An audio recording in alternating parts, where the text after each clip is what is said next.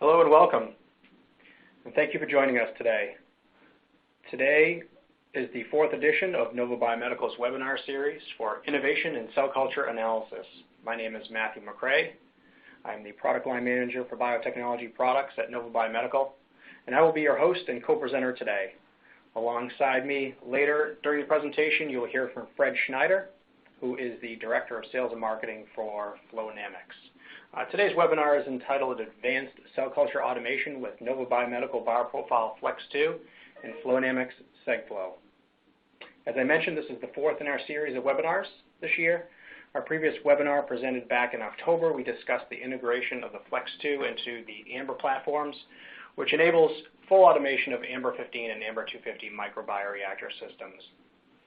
Today's webinar will complete the picture of how FLEX2 enables automation of all cell culture scales through integration with the Flownamics Seg-Flow, really enabling true walk-away automation and feedback control for cultures as low as 500 milliliters all the way through the largest SIP, CIP commercial scale bioreactors. So first I'd like to give a brief overview of the topics and the format that we'll be covering today. First I'll give a brief overview of Nova Biomedical. Then I will give an overview of the FLEX2, key design elements, key features, and a technical product overview.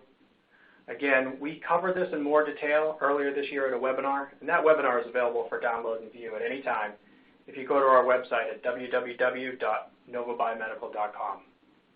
The next thing we'll cover is why automation is important in cell culture. I think most of you may already know the importance of automation in cell culture, but from talking to a lot of our customers, we'll just go into the summary of why it has become so important and so critical in almost all areas of cell culture.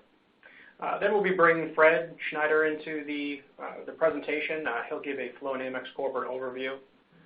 Then he'll follow that with the details of the FLEX2 integration into the Seg-Flow, followed by how automated sampling is done and advanced feedback control.